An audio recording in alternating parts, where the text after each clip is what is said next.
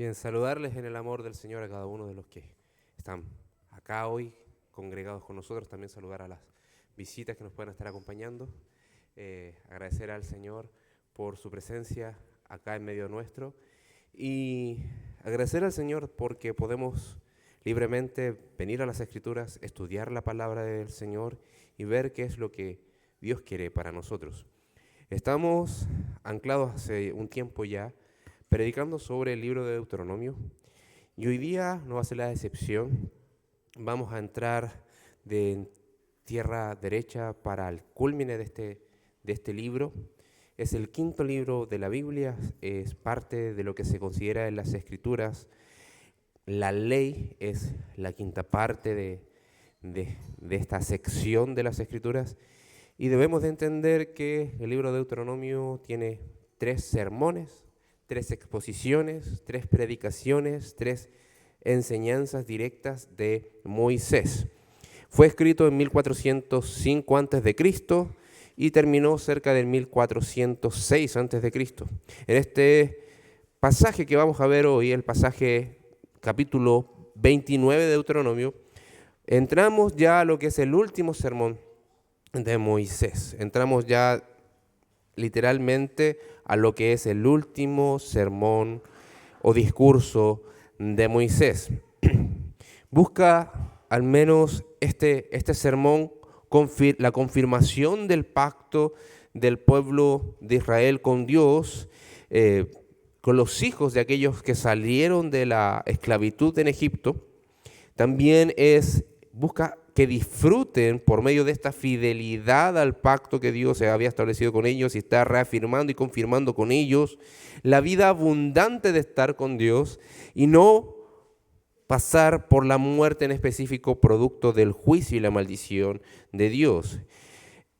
El capítulo 28 es arduo en ello. La semana pasada terminamos ese capítulo y es interesante ver cómo el Señor trata cosas delicadas, pero con una sencillez maravillosa. ¿Por qué? Porque esta sección comienza diciendo: estas son las palabras del pacto. El versículo 1 de Deuteronomio 29, estas son las palabras del pacto que Jehová mandó a Moisés. Y prácticamente es una expresión similar a Deuteronomio 1.1. Deuteronomio 1.1. Si hacemos un vistazo, dice: estas son las palabras que habló Moisés a todo Israel a este lado del Jordán. La diferencia es la idea del pacto, pero básicamente está tomando todo lo que se ha dicho y lo está refrescando nuevamente en la mente. Ahora, queridos hermanos, queridas hermanas, cuando nosotros nos congregamos domingo a domingo, el espíritu que está en el ánimo de la escritura de Deuteronomio se mantiene y sigue siendo el mismo, de recordar las palabras dichas, escritas y reveladas de parte de Dios para que en nuestra mente se mantengan frescas y que por medio de esa palabra que estamos recordando constantemente podamos obedecer y ser fieles al Señor. El espíritu de recordar la ley, recordar lo que Dios reveló, se mantiene presente hasta el día de hoy. Por eso nos congregamos domingo a domingo, para saber qué es lo que dice el Señor en un libro que ya lleva más de 2000 años o cerca de 2000 años escrito. Así que esto es importante, es fundamental, porque nosotros, como el pueblo del Señor, como la iglesia del Señor, no recurrimos al libro que está de moda para saber cómo tenemos que lidiar con ciertos aspectos de nuestra vida, sino que recurrimos al libro más importante que podemos tener en nuestra vida, que es la palabra del Señor, es la Biblia. Así que preguntarles: ¿cuántas veces tenemos nosotros que recibir una instrucción para poder ejecutarla tal cual como se nos dice? Los que son padres y experimentados pueden saber que muchas veces tuvieron que lidiar con hijos, a veces un poco, ¿cómo decirlo? Porfiados, o que voluntariamente se hacían los difíciles de entender. Entonces, en ese sentido, ¿cuántas veces necesitamos escuchar las cosas para poder obedecer? Esa es una tónica en la humanidad, porque en la naturaleza humana hay una rebelión intrínseca a la figura de autoridad. Y eso parte primeramente con Dios y luego con todo lo que figura como autoridad en nuestra vida. Así que lo que vamos a ver hoy prácticamente es recordar cómo el Señor está animando al pueblo de Israel a ser fieles al pacto y disfrutar de su bendición y librarse del juicio, para que nosotros podamos entender cuán beneficioso es obedecer al Señor por la fe, disfrutando de sus bendiciones, de sus promesas, de su provisión. Así que antes de comenzar a exponer el libro, o mejor dicho el capítulo, y leer también el texto, me gustaría que oráramos al Señor. Padre, en el glorioso nombre de Jesús, venimos a ti agradecidos una vez más, porque sabemos que si estamos aquí es por tu gracia, es por tu amor, es por tu misericordia, es porque tú eres fiel. A ti te plació llamarnos de las tinieblas en las que nos encontrábamos a tu luz admirable. A ti te plació tomarnos y transformar nuestros corazones, de corazones muertos en delitos y pecados, a corazones que son regenerados, que son nuevas criaturas para vivir para ti. Oramos, Señor, agradecidos y nos sometemos a tu autoridad, a tu palabra, porque es la autoridad de la iglesia para saber cómo amarte más, para obedecerte más y para que por medio de esa palabra también podamos confiar más en ti. Necesitamos confiar en que tú lo que dices es verdad, es bueno, es puro, es santo. Y si confiamos en ello, no nos va a llevar al mal, sino al bien y la vida, gustar la vida que tenemos en ti.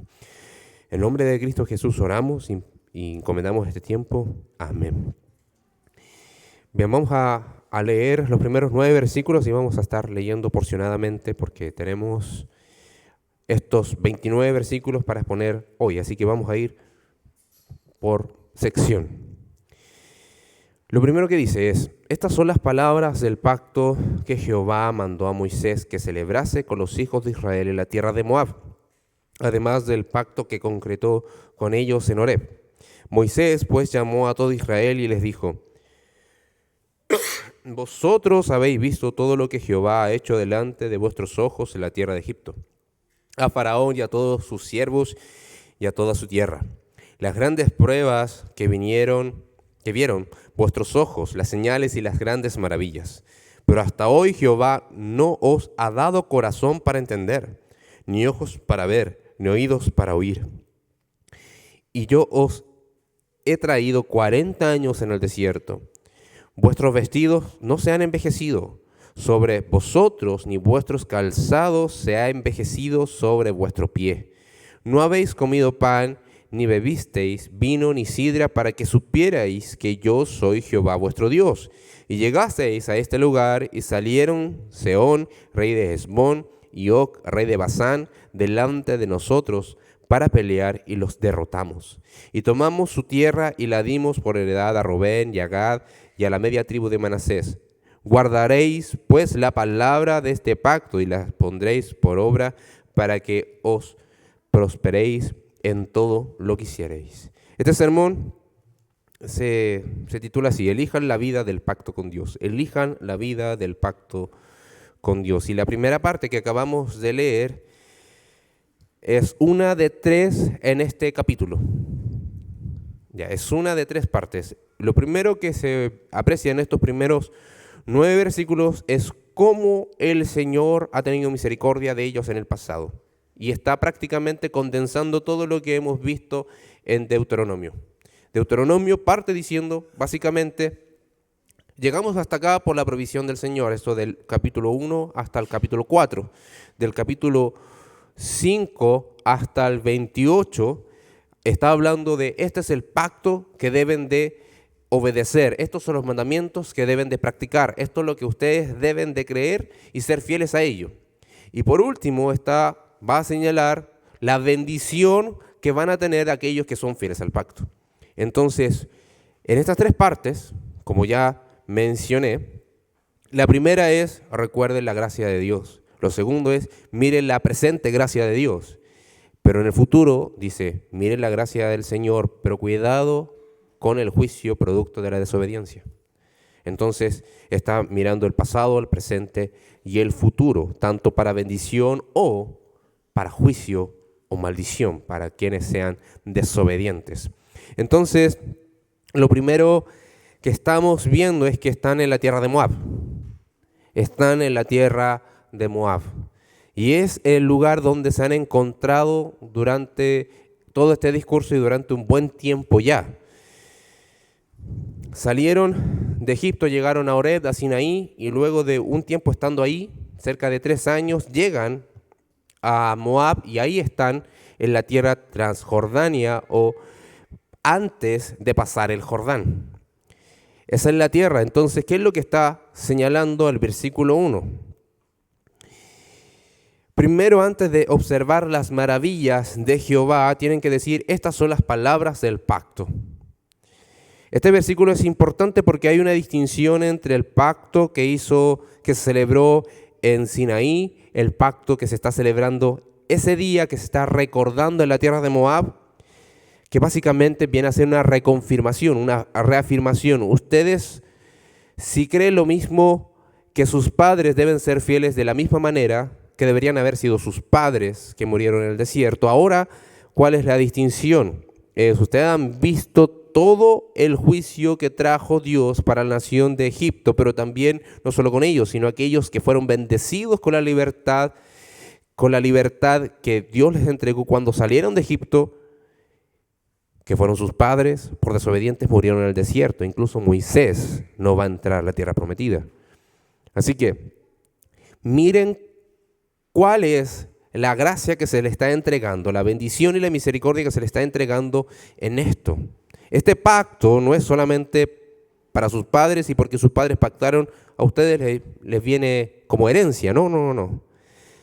El pacto es personal con Dios. El pacto, si bien es nacional, pero también de manera particular. Pero agrega algo. La idea de este pacto, cuando dice a la mitad del versículo, además del pacto que concretó con ellos en Oreb, está indicando algo en específico y está apuntando a algo en especial en este pacto. Fundamentalmente es que en su corazón pueda haber una realidad distinta. En su corazón pueda voluntariamente entrar en esta relación con Dios.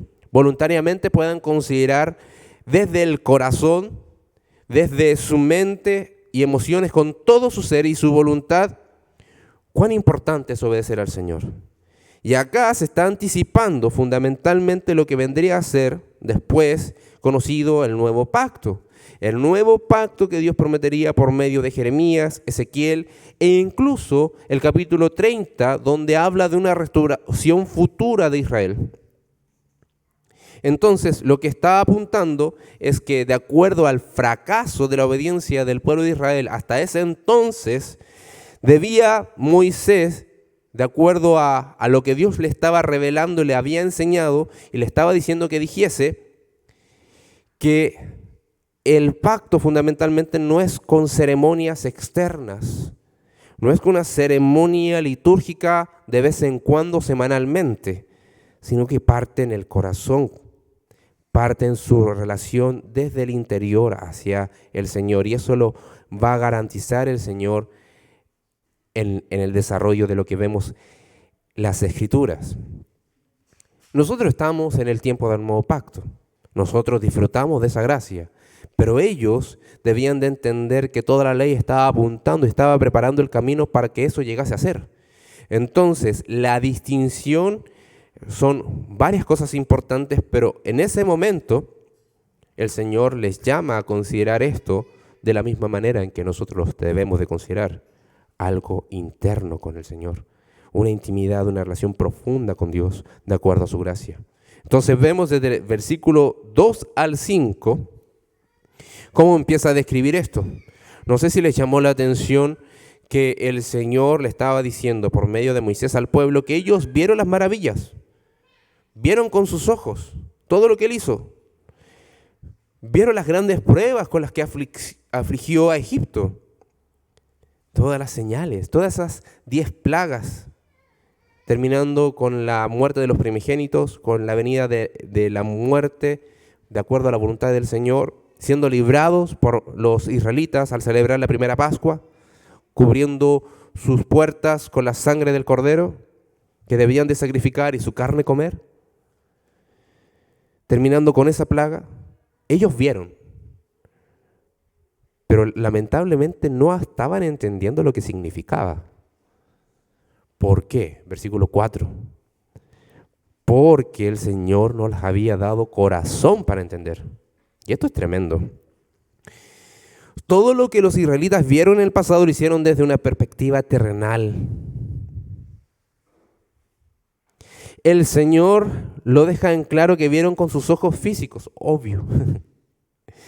Pero en sus almas estaban carentes de una gracia vivificante para que sus corazones fuesen asombrados realmente por quién es el Señor y no por el milagro en sí. Esto explica la razón del por qué, a pesar de la fidelidad de Jehová al pueblo, muchos de ellos seguían en rebelión y luego incluso de aquellos que se rebelaban después, en una primera instancia agradecían, se comprometían con el Señor, luego caían en desobediencia, porque el Señor no les había iluminado el entendimiento, no les había dado un corazón para que comprendieran la voluntad de Jehová.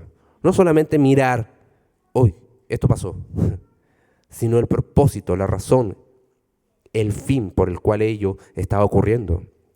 Esto es importante, esto es fundamental. Y por eso nosotros podemos dar muchas gracias al Señor, porque si hemos creído en el Evangelio, esta realidad no calza para nosotros, porque realmente hemos tenido un corazón nuevo para ver las maravillas del Señor y entender cuán glorioso es nuestro Dios.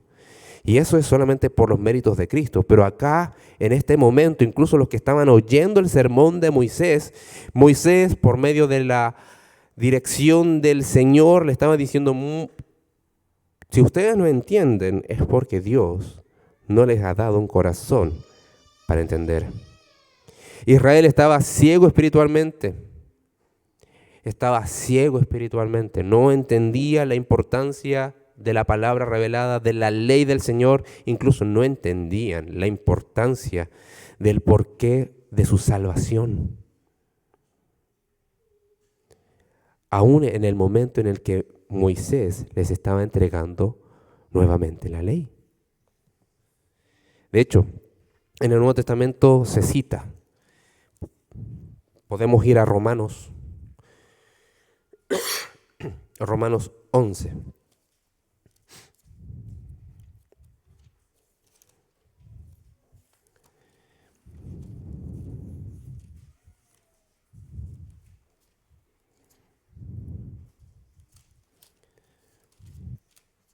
En Romanos 11, versículo 8, tenemos una referencia a esto.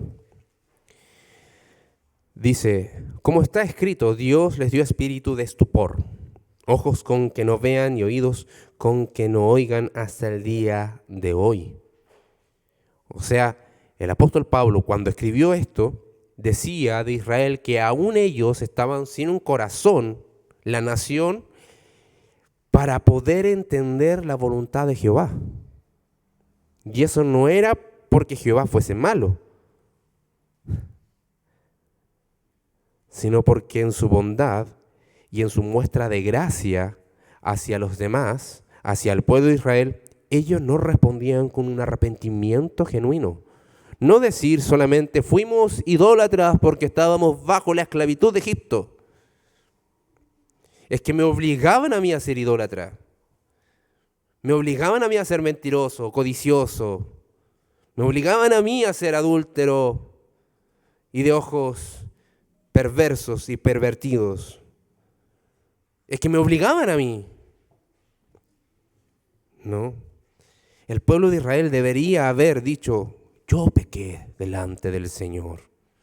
Y gracias, Jehová, por rescatarme con esta gracia y este poder que no merecía. Y no mereceré nunca, porque la gracia es gracia, porque nunca se va a llegar a merecer. La misericordia es misericordia porque no se merece, se recibe de aquel que tiene la compasión suficiente para atendernos en los momentos más miserables de nuestra vida. Entonces, hasta ese momento, el apóstol Pablo mira a su alrededor y dice, mi nación, mi pueblo, por el cual incluso yo sufro, aún está con espíritu de estupor y sin un corazón para entender la voluntad de Jehová. Y de hecho, podemos decir que hasta el día de hoy se extiende esa realidad. Teniendo un gran Dios, teniendo la gracia de Dios, entregándole la ley, porque la ley, queridos hermanos, siempre se hace ese contraste, ¿verdad? De que la ley y la gracia, pero la ley en su momento, también en su mérito propio, también es gracia. Porque ellos no merecían que Dios les dijese cómo andar. Eso fue libre voluntad de Dios, y eso es gracia.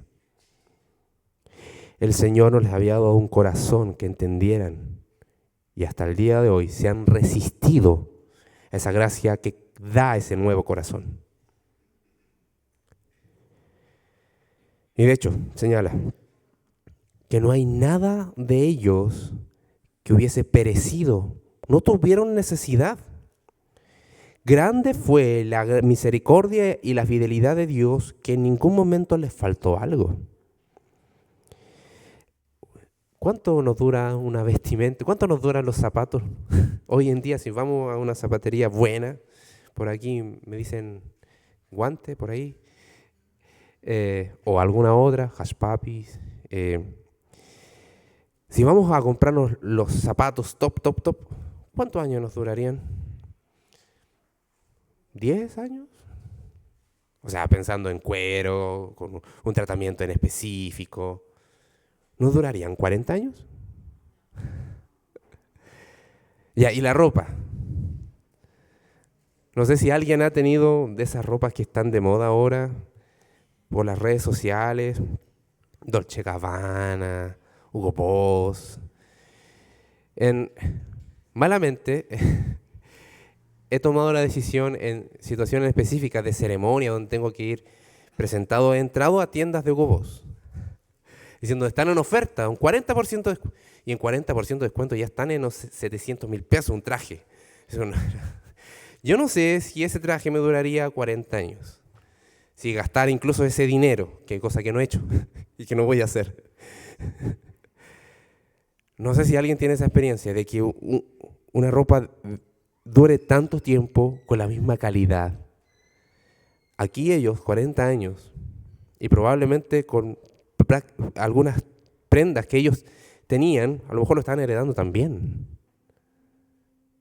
Entonces, vemos que la fidelidad de Dios fue más allá de solamente vivificar sus corazones, sino que todo lo que necesitaban materialmente Dios los había cubierto. Y ahora, en contraste de ello, el Señor les dice, en versículo 6, no habéis comido pan, ni bebisteis vino, ni sidra, para que supierais que yo soy Jehová vuestro Dios. Si los he sustentado, necesariamente no es por eso que han visto que yo soy Jehová el Señor, sino porque se encontraron con hombres que los doblaban en estatura y fuerza, y ellos no pudieron eliminarlos ni destruirlos. Cita a estos reyes que eran reconocidos hombres gigantes. Cuando habla de Sehón, de Hesbón, de Og, de rey de Basán, eran hombres gigantes. Y podemos ver en Deuteronomio 2 al 3 cómo relata este suceso.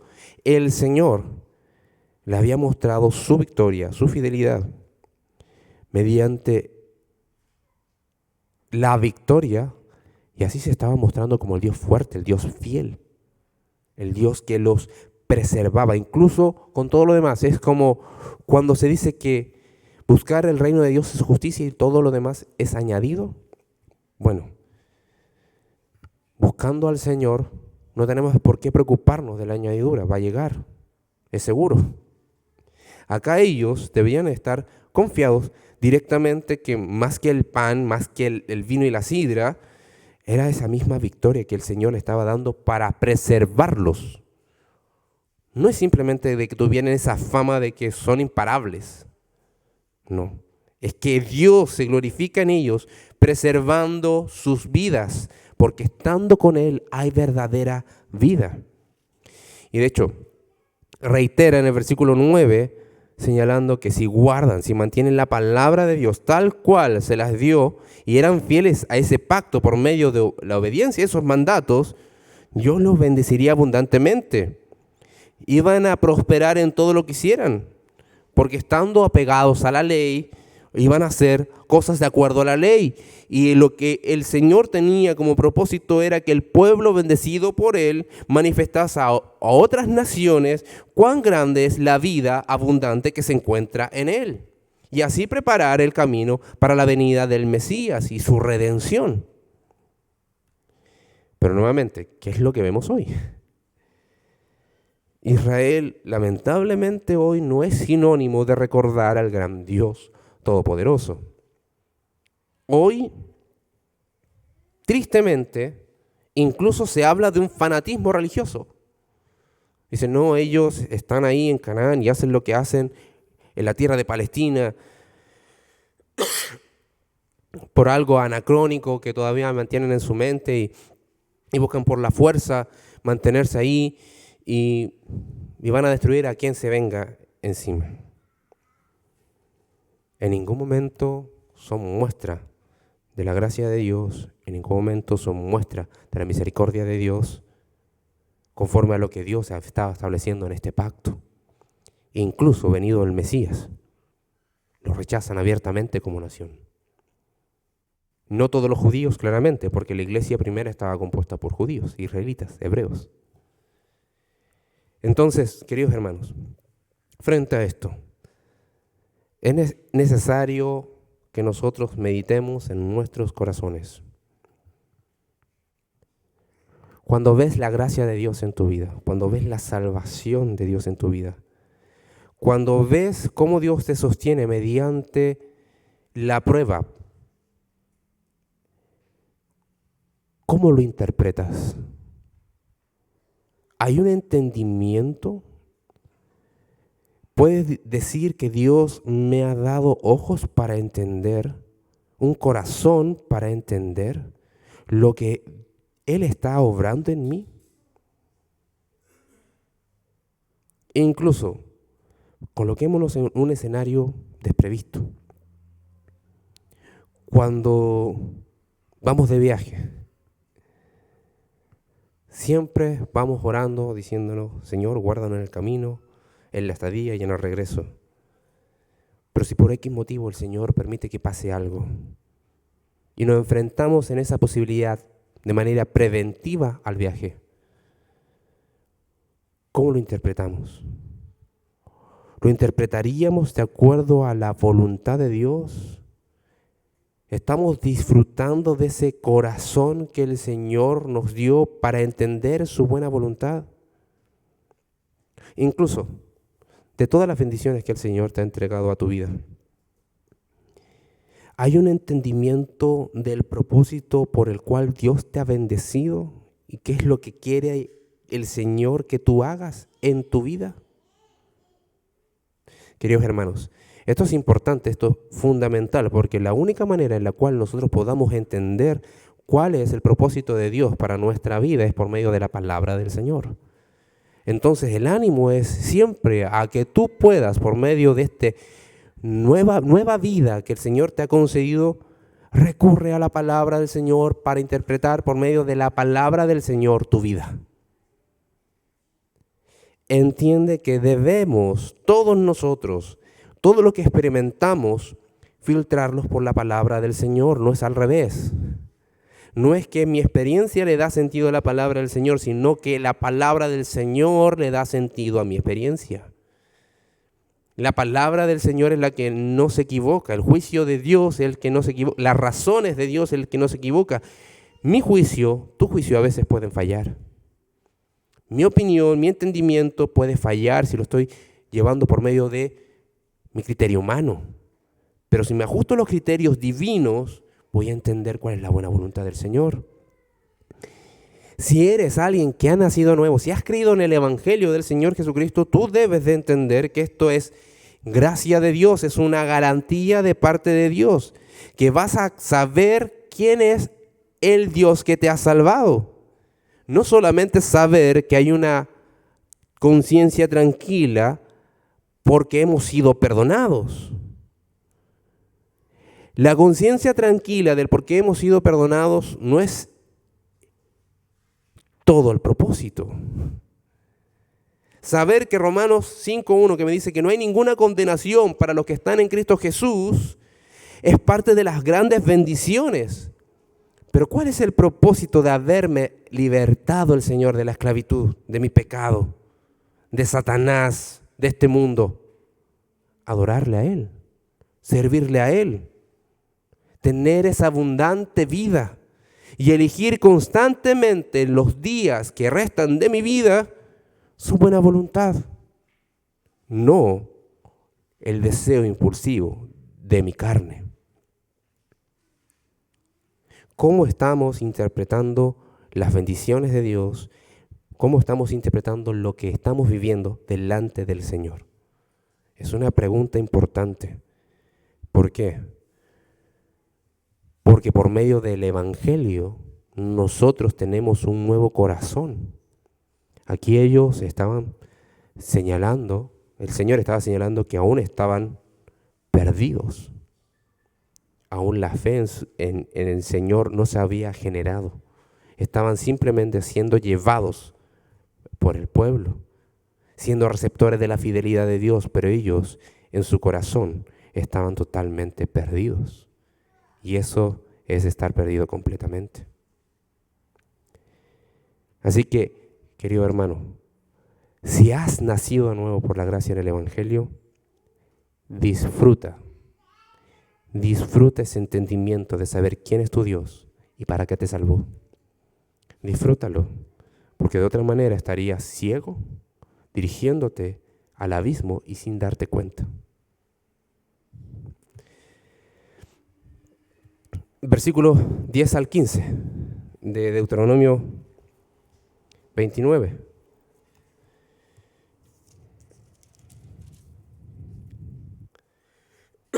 Dice: vosotros todos estáis hoy en presencia de Jehová vuestro Dios, los cabezas de vuestras tribus, vuestros ancianos y vuestros oficiales, todos los varones de Israel, vuestros niños, vuestras mujeres y tus extranjeros que habitan en medio de tu campamento, desde el que corta tu leña hasta el que saca tu agua, para que entres en el pacto de Jehová tu Dios y en su juramento que Jehová tu Dios concierta hoy contigo, para confirmarte hoy como su pueblo y para que Él te sea a ti por Dios, de la manera que Él te ha dicho y como lo juró a tus padres Abraham, Isaac y Jacob. Y no solamente con vosotros hago yo este pacto y este juramento, sino con los que están aquí, presentes hoy con nosotros, delante de Jehová nuestro Dios, y con los que no están aquí hoy con nosotros. Hay un tono como de misterio. Hay un tono de misterio. ¿Quiénes serán aquellos que estaban ahí dentro, considerados de este pacto, pero aún no estaban físicamente ahí? Bueno, vamos a ir por partes. Lo primero que vimos es cómo el Señor, por medio de esta exhortación, mediante Moisés, le dice: recuerden la gracia que los libertó, miren las bendiciones del pacto y manténganse obedientes en eso. Ahora les presenta y dicen: hoy están ustedes delante de la presencia del Señor. Hoy están ustedes frente a la gracia y la misericordia del Señor. Hoy pueden disfrutar de esta libertad. Hoy pueden entrar en una nueva relación conmigo, con Jehová el Señor. Hoy lo estoy citando no solamente a los ancianos, a los que son de edad avanzada o los que eran liderazgo de la época del pueblo, no solamente a los oficiales, sino a todo varón, a toda mujer. Dice niños también y extranjeros que están ahí. Dios se le está presentando y le está diciendo: estoy acá para que tengamos un pacto donde ustedes van a verse bendecidos abundantemente si eligen la vida que hay mediante la obediencia a estos mandamientos.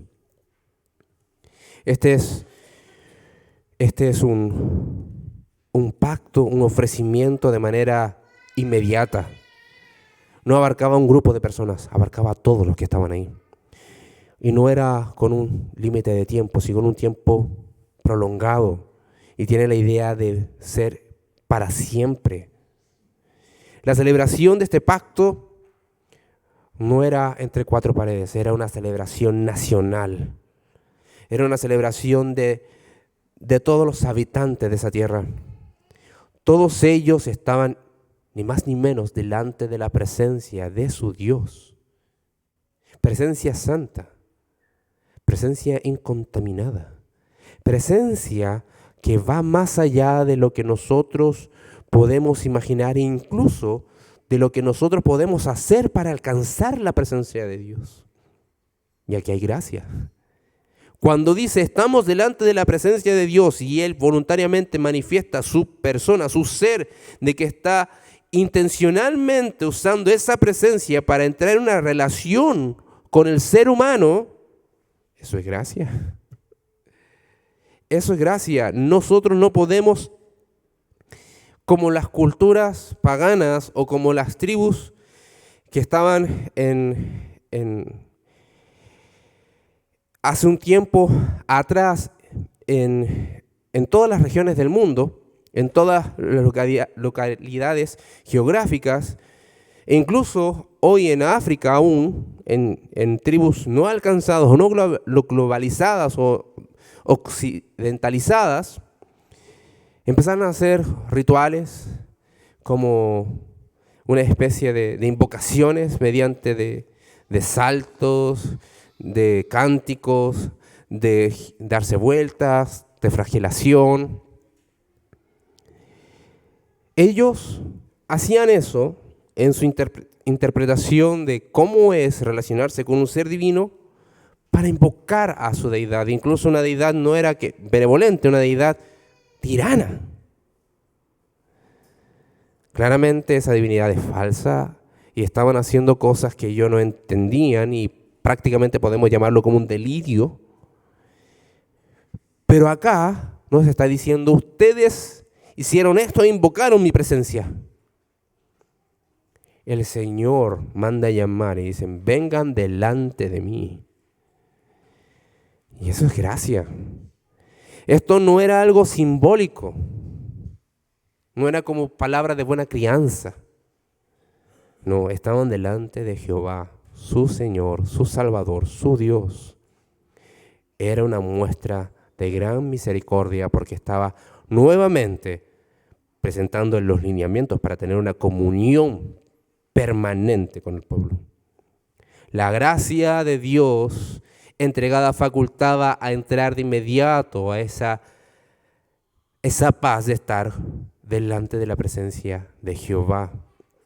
A la vez, esta acción de entrar en pacto no bastaba con simplemente estar en la ceremonia de ser parte de aquellos que estaban oyendo. No, yo estoy acá, me invitaron, pero estoy acá, estoy escuchando. Sino fundamentalmente con el corazón confesar que Jehová es su Dios, que Jehová es su Salvador, que Jehová es su Señor, y que solo a Él se le adora, y solo a Él se le sirve, y solo a Él se le es fiel. Deuteronomio 6. Entrar en aquella relación no era una herencia, era una relación personal, por eso los invita a todos. Hoy ese era el día del cual entrar en una relación con Jehová.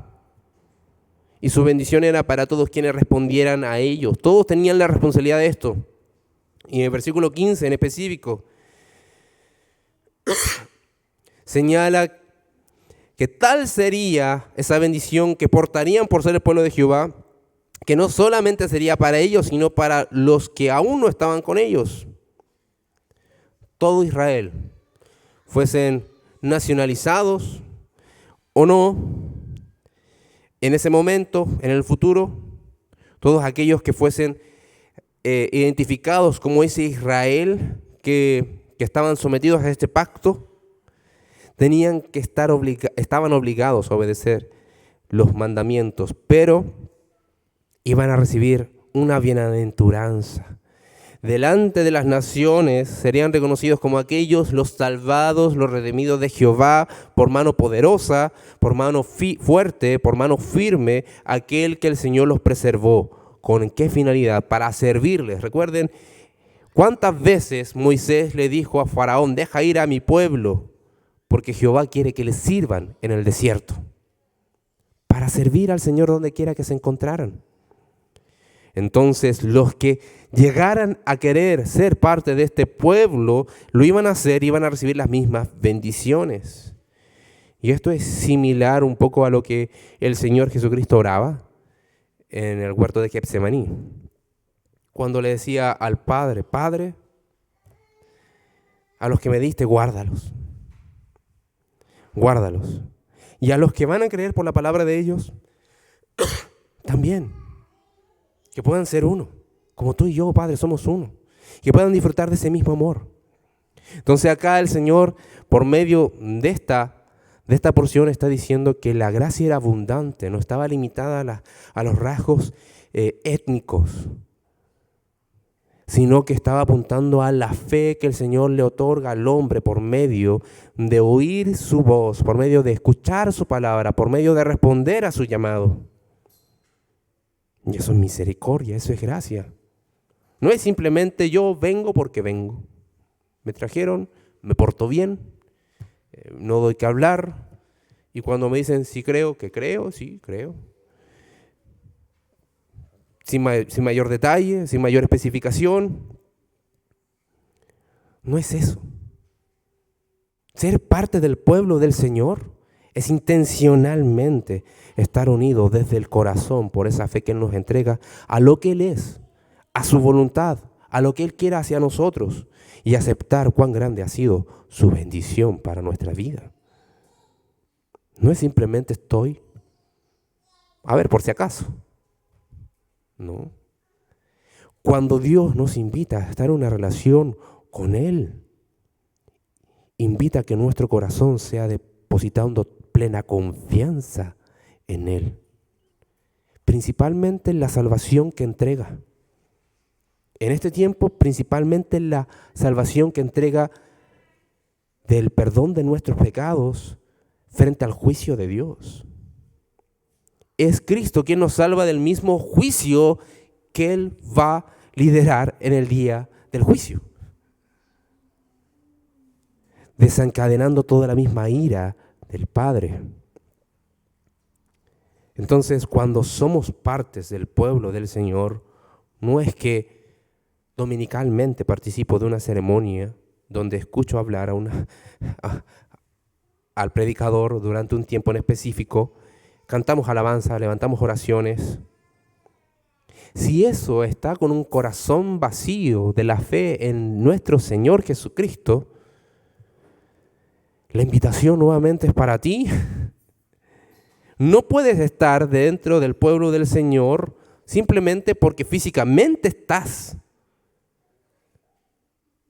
sino que es una unión con Dios por medio del corazón, por medio de la fe.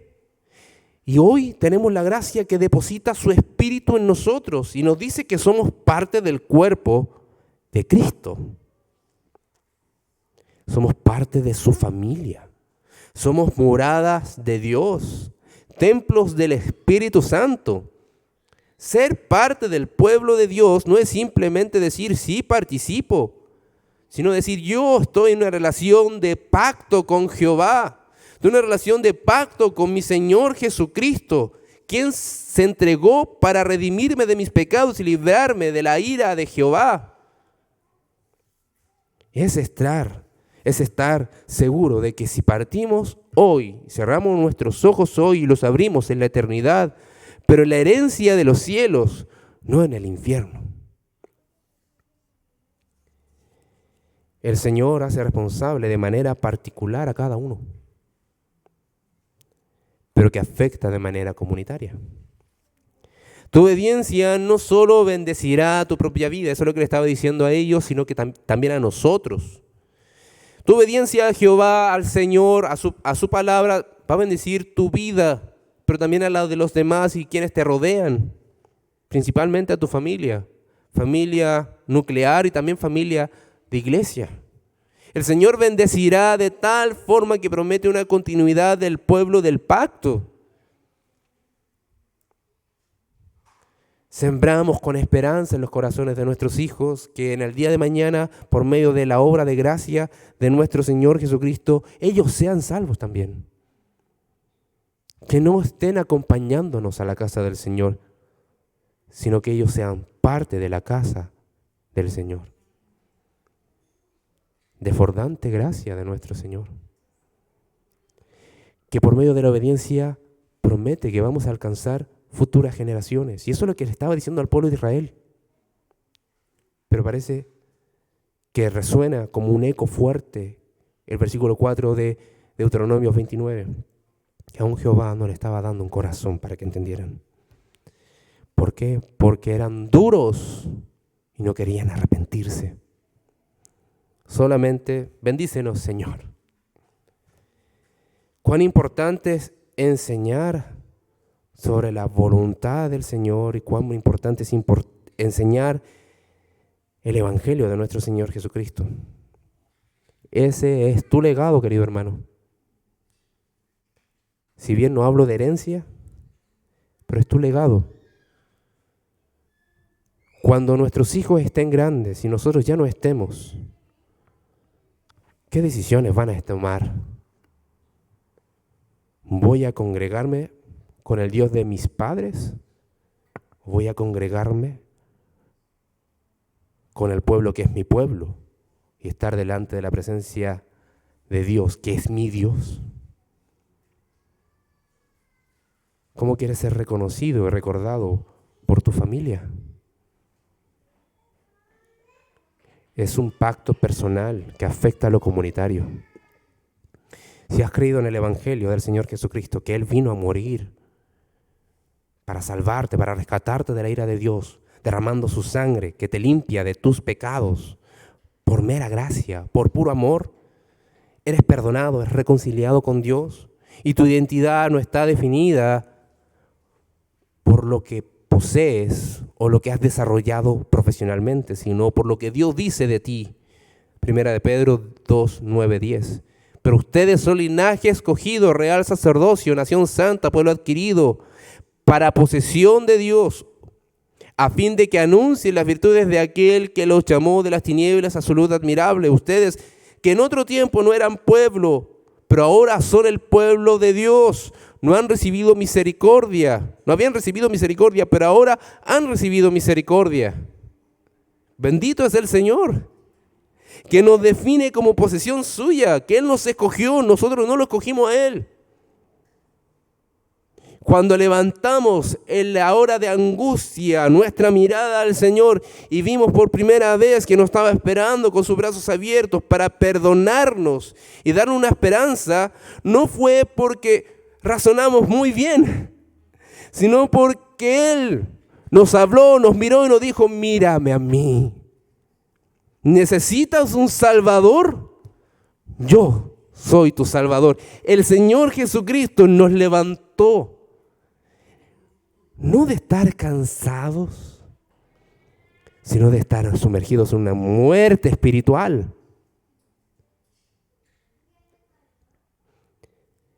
Cuando se abrió y podemos ver la luz en medio de las tinieblas, no fue porque nuestra mirada fue muy profunda, sino porque el Señor así lo quiso y Él te miró a ti. Estás puesto para llevar esa verdad y para afectar a otros con esa verdad. Has pasado de ser un idólatra a un adorador del Dios vivo. Eso es lo que tenían que entender el pueblo de Israel y nosotros también. Por último, los últimos versículos del 16 al 28 dice: porque vosotros sabéis cómo habitamos en la tierra de Egipto y cómo hemos pasado por en medio de las naciones por las cuales habéis pasado, Y habéis visto sus abominaciones, sus ídolos de madera y piedra, de plata y oro que tienen consigo. No sea que haya entre vosotros varón o mujer, o familia o tribu, cuyo corazón se aparte hoy de Jehová, nuestro Dios, para ir a servir a los dioses de esas naciones. No sea que haya en medio de vosotros raíz que produzca hiel y ajenjo, y suceda que al oír las palabras de esta maldición, él se bendiga en su corazón diciendo: tendré paz, aunque ande en la dureza de mi corazón, a fin de que con la embriaguez quite la sed. No querrá Jehová perdonarlo, sino que entonces humeará la ira de Jehová y su celo sobre el tal hombre, y se asentará sobre él toda maldición escrita en este libro, y Jehová borrará su nombre de debajo del cielo. Y lo apartará a Jehová de todas las tribus de Israel para mal, conforme a todas las maldiciones del pacto escrito en este libro de la ley. Y dirán las generaciones venideras: vuestros hijos que se levanten después de vosotros, y el extranjero que vendrá de lejanas tierras, cuando vinieren las plagas de aquella tierra y sus enfermedades, de que Jehová le habrá hecho enfermar. Azufre y sal abrasada toda su tierra, no será sembrada, ni producirá, ni crecerá en ella hierba alguna, como sucedió en la destrucción de Sodoma y Gomorra, de Adma y de Zeboín, las cuales Jehová destruyó en su furor y en su ira. Mas aún todas las naciones dirán: ¿por qué ¿por qué hizo esto Jehová a esta tierra? ¿Qué significa el ardor de esta gran ira? Y responderán: por cuanto dejaron el pacto de Jehová, el Dios de sus padres, que él concretó con ellos cuando los sacó de la tierra de Egipto, y fueron y sirvieron a dioses ajenos, y se inclinaron a ellos, dioses que no conocían y que ninguna cosa les habían dado. Por tanto, se encendió la ira de Jehová contra esta tierra para traer sobre ella todas las maldiciones escritas en este libro, y Jehová los desarraigó de su tierra con ira, con furor y con gran indignación, y los arrojó a otra tierra, como hoy se ve. Las cosas secretas pertenecen a Jehová nuestro Dios, mas las reveladas para nosotros y para nuestros hijos para siempre, y para que cumplamos todas las palabras de esta ley. Termina maravilloso. Pero entre medio, queridos hermanos, los peligros futuros de la desobediencia. Si bien las bendiciones son claras, garantizadas para quienes son obedientes y fieles al Señor, el Señor por medio de Moisés es enfático en señalar que una vez establecida la relación de pacto, era para siempre. ¿Qué pasa con ese individuo, esa familia o tribu que decide añadir una cláusula voluntaria a esto? No, te sirvo a ti, pero sirvo a otros también. El Señor jura que se va a encender su ira. Y el Señor establece y argumenta desde el versículo 16 que era necesario presentar todas estas cosas de manera clara, de manera explícita, debido a que el recorrido para llegar a la tierra prometida tenían que observar cuán fiel ha sido el Señor y cuán firme y justo ha sido con aquellos que el Señor había condenado en medio de ese proceso. Tierras destruidas porque eran inmorales, cometían crímenes, eran idólatras. La exposición de la ley debía ser clara para mostrar a los corazones la claridad de la maldad de sus pueblos, la vileza del pecado y cuánto debían de ser transformados por medio de la palabra. Anticipa que ante todo lo dicho hasta esa altura, advierte que incluso pueden haber personas que quieran voluntariamente, después de esta advertencia, ser alguien que mezcla la palabra del Señor y la fe. Y es por eso que señala algo importante: alguien autoengañado. Una característica de aquel que estaba en el pueblo, que dice sí al Señor, pero dice sí a otros ídolos, y que anda en su corazón endurecido, pasando por alto las consecuencias del pecado, como si eso no fuese a ocurrir, considerando, bendiciéndose a sí mismo, diciendo, voy a vivir así y el Señor me va a bendecir de igual manera, me va a ir bien en todo, mientras tiene el juicio de Dios sobre su cabeza. El pecado afecta de tal manera la percepción en que vemos el mundo, afecta de tal manera cómo nosotros tenemos nuestra relación con el Señor, corrompe y distorsiona los valores. El pecado te engaña, te ofrece una recompensa que no es capaz de entregar e incluso te hace creer que estás viviendo una verdadera libertad cuando eres entregado a cada cosa que desees. El horror de ese juicio lo iban a experimentar. El Señor asegura que después de haber ofrecido tanta gracia, tanta misericordia, tantas nuevas oportunidades, tantas promesas de restauración, que ante ellos desde el versículo 20 dice, Dios no querrá perdonarlos.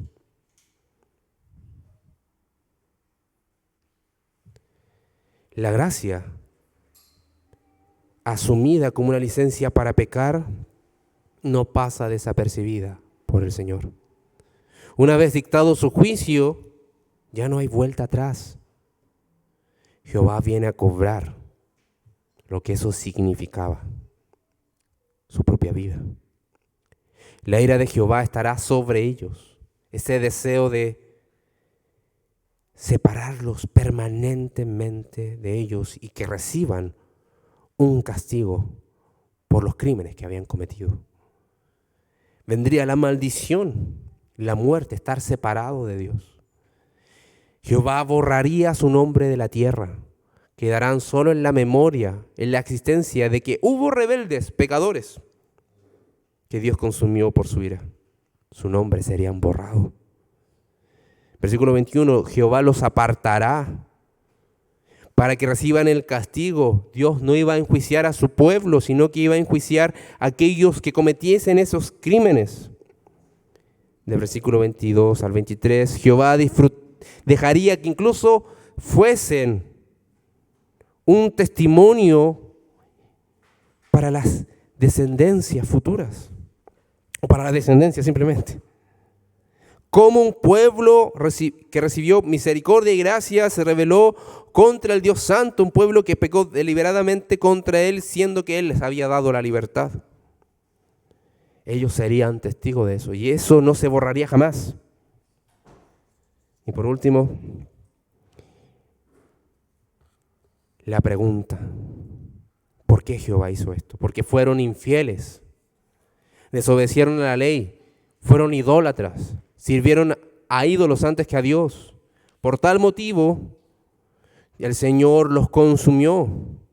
Y eso es una tremenda advertencia. Sería una lección objetiva de las consecuencias de obrar fuera de lo que Dios establece y tomando su nombre en vano y abusando de lo que Dios da, aunque no se entienda todas las razones. Y eso es lo que termina diciendo. Versículo 29. Las cosas que nosotros recibimos claramente son para nosotros y las entendemos y las podemos disfrutar, le podemos dar vuelta y seguir profundizando. Pero hay otros detalles y un montón de detalles que el Señor no quiso simplemente decir. Y esas cosas les pertenecen a Él. Y debemos de descansar. Debemos de descansar. Y mientras descansamos en que Dios está haciendo su buena voluntad, obedecer. Las cosas secretas pertenecen a Jehová nuestro Dios. Hay cosas secretas, está diciendo el texto.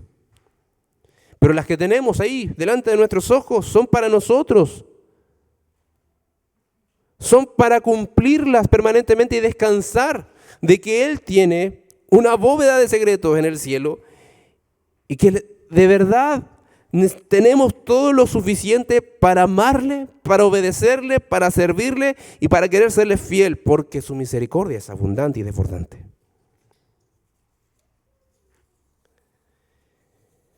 Ahora, queridos hermanos, cuando hablamos de el Evangelio y el periodo de la iglesia, para nosotros es fundamental. Si bien se ha dicho, no preguntes el por qué, sino el para qué, en ocasiones calza perfectamente, en ocasiones no del todo, porque podemos encontrar respuestas en la palabra del Señor por el por qué. ¿Por qué me está pasando esto? Porque pecaste.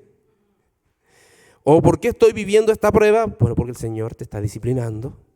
¿Qué quiere que aprenda? Bueno, lo que sé es que el Señor quiere transformarme más a la imagen del Señor Jesucristo. Y todo lo que pueda padecer está bajo su control, bajo su gracia. Y sé que si soy hijo de Dios por medio del Evangelio de nuestro Señor Jesucristo, por medio de la fe en el Señor Jesucristo, lo voy a hacer siempre. Entonces estoy seguro de que ni la vida ni la muerte me va a poder arrebatar de Él. Pero hermano, quiero hacerte un llamado. Hay muchas personas que están viviendo y no saben que la ira de Dios está sobre sus cabezas.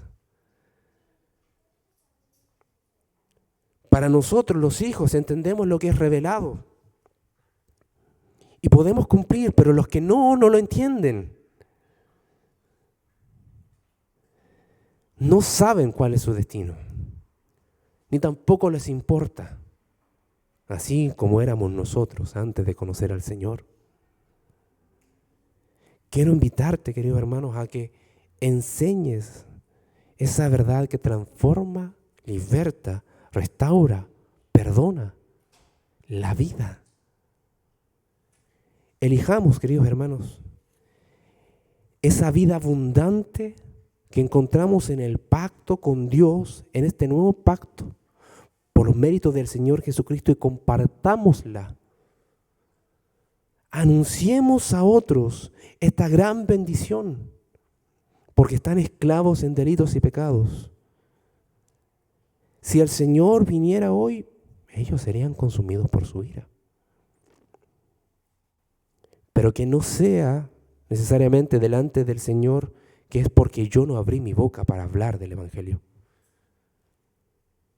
sino porque el Señor había estimado que esa persona no sería salva. Pero no porque yo callé lo que tengo que hablar. Ahora, queridos hermanos, por último, se ha hablado un montón de elegir la vida, del abundante que está en el pacto con Dios.